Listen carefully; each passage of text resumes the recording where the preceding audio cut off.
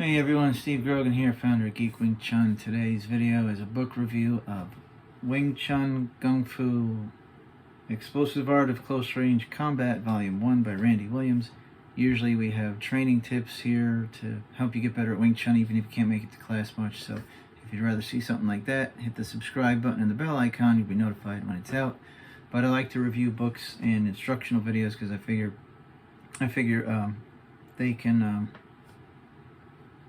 give you different ideas on things to practice. So, to be honest, this is book 1 in a 6-volume series, and you know what? They're really hard to come by. Anything beyond volume 2, you might find them rare. They're not. The first 2, fortunately, are on Kindle, but from 3 to 6, they are not, and you're not going to find them cheap. I mean, I found them out there online, paperback and hardcover volumes for like in the hundreds of dollars. So enjoy what you can, and believe me, in those first 2 volumes, even in this one, volume 1, there is a lot to enjoy. It's incredibly in depth, and well, let's go over the overall outline here. He describes Wing Chun in general. He lists the forms, history, terminology, rules of conduct.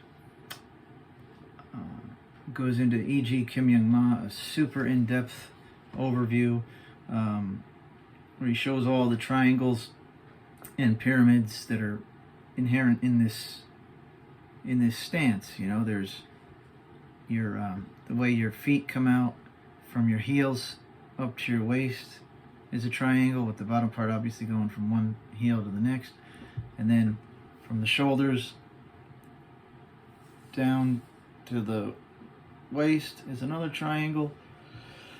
You could even think, excuse me, you can even think of the way you hold your arms, like where they're both kind of pointed inward.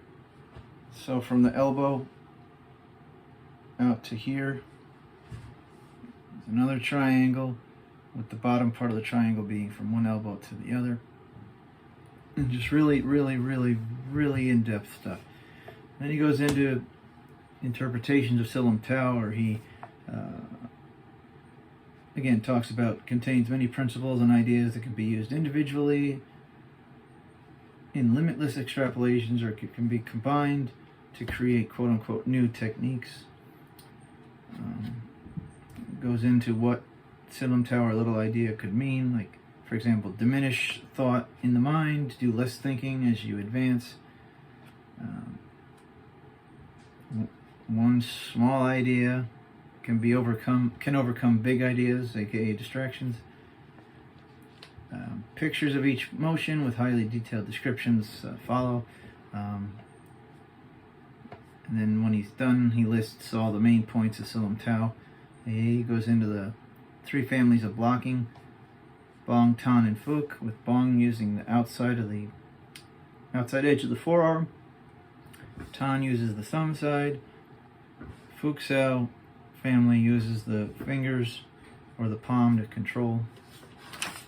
And he lists all the blocks by family.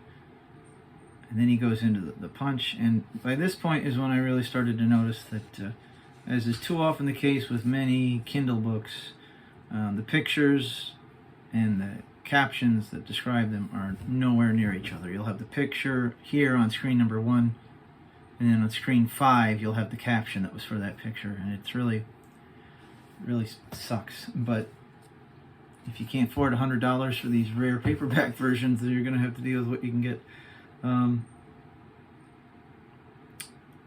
An interesting thing, you know, I always talk about how in the older boxing has a lot more of a connection to Wing Chun than people might think.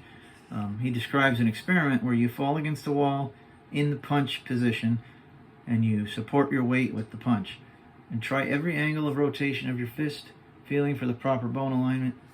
This is exactly something Jack Dempsey described in his championship fighting book. Next we go on to the fact, he says Wing Chun actually has 8 punches: the raising punch, whip, drilling, hammering one knuckle, knuckle edge, diagonal, and downward. Which was pretty cool for those who say Wing Chun has only one punch. There you go. He says the forearm is the bridge, but in my opinion, a bridge is any spot where you make contact with your opponent. He goes into palm strikes. And he goes into something called San Sao, practical applications, which are detailed. Actually, they're very detailed and realistic looking applications of moves from Silam Tao.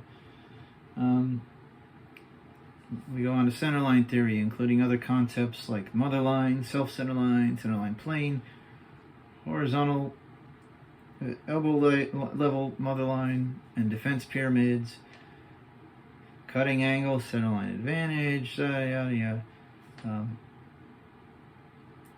And then I thought this was neat that he did this just like he did with the form. And then he then goes into practical applications of the center line, which I thought was neat, using center line to defend, using center line to attack. Applying center line to the legs. And then 8 elements of internal, external development, so on and so forth. And then goes into the Wing Chun spirit at the very end, and Bob's your uncle. Well, there you have it. So yeah, fabulous book. I really like Randy Williams' approach to Wing Chun. A lot of people do. A lot of people hold on here. Sorry about that. View him as a very quote-unquote controversial figure in Wing Chun. Maybe because of his attitude. I don't know. I don't care. Whatever. I like his books. I like his approach to Wing Chun. I think he's got skill. And that's all that matters to me. And it should be all that matters to you. I mean, who cares if the guy's got a crappy ego? I mean, if you're taking a seminar from him and he's being a jerk to you and you're like, I paid all this money for this seminar and you're being a jerk, that's a different story. If he's just on a video or reading a book, you're reading a book, who cares? There's no, I don't know. But then again, hey, I'm a big fan of Billy Corgan and the Smashing Pumpkins, and a lot of people hate their music more so because of his attitude than their music, but I mean, so what do I know? Anyway, if you want to get it, there's a link in the description box. I recommend you do.